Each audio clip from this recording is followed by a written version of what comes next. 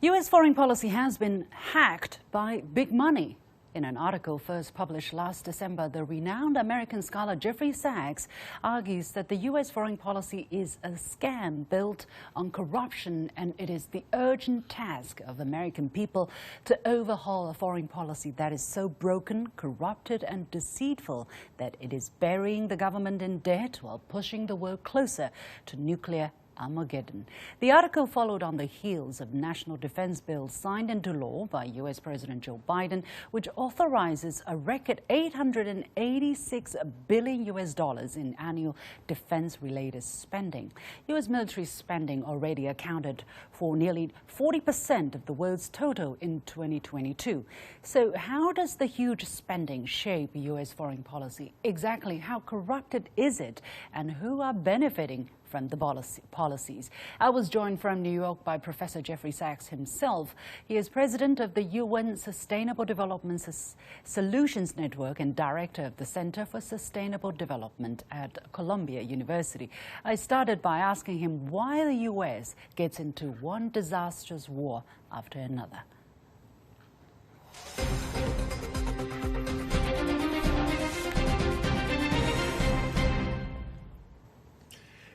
Why is the United States entering every one of these wars, trying to overthrow all of these governments and failing every time? Of course, I think the aim is wrong, but the failure is what is so incredible.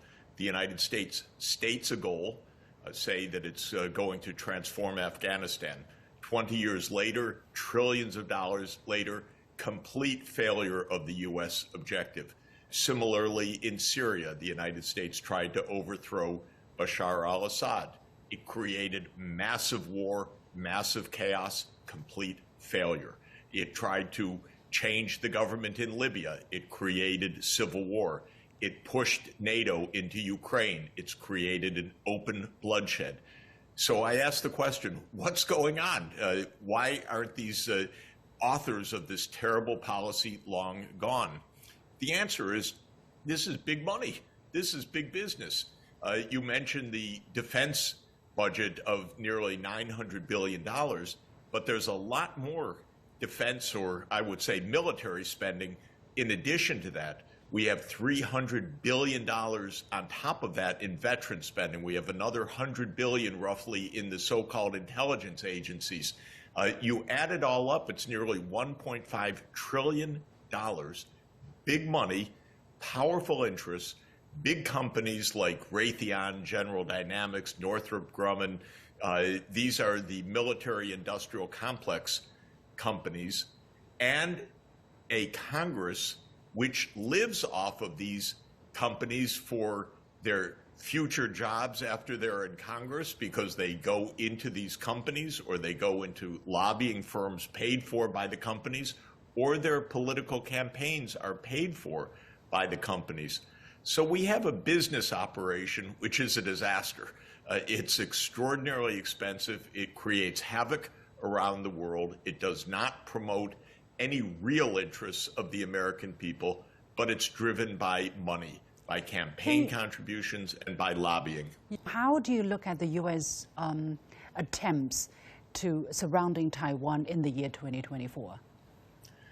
I personally feel that the U.S. attempt to arm Taiwan, whether by giving weapons or selling weapons, is reckless and dangerous, first and foremost for Taiwan.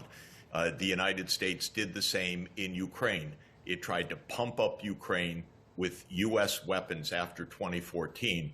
Look what it got for Ukraine. It put Ukraine into a devastating war that never would have happened had the United States not tried to arm Ukraine.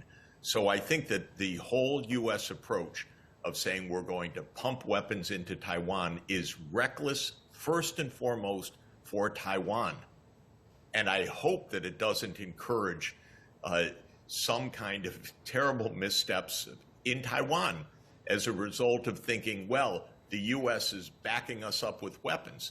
Everybody should take a deep breath, should calm down, and should not build armaments. We need peace across the straits, and the United States, most of all, should not be shipping arms to Taiwan. unilaterally.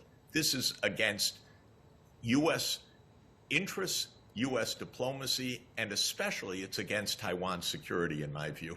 Well, the United States has always talked about defending democracy versus authoritarianism because there are elections in Taiwan where people vote for the leaders of the region. So it's a democracy. So the United States need to protect that place from being, unified by the mainland, which is not a democracy. That is all in the U.S.'s definition. Do you buy that kind of narrative? Do you think it is about that? Not at all. The U.S. Foreign policy is based on a terrible and illegal idea called regime change.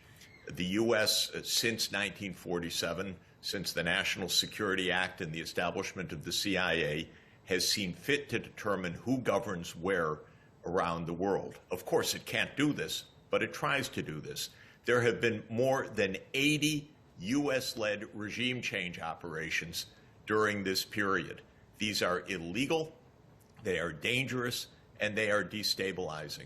Sometimes they throw out democracies and bring in authoritarian governments. Sometimes they throw out authoritarian governments and bring in so-called democracies. But what they almost always do is make a complete mess, lead to war and instability. And the main point that I am emphasizing for U.S. foreign policy above all is the doctrine of non-intervention, which is a global legal doctrine under the UN Charter, which is that countries should not interfere in the internal affairs of other countries, much less try to overthrow their governments. So this is the U.S. terrible habit, and it's completely documented now, dozens and dozens and dozens of cases, and it continues, and it's extremely dangerous. It has nothing to do with democracy per se. It has to do with the United States government trying to put in place governments that it thinks will support American interests.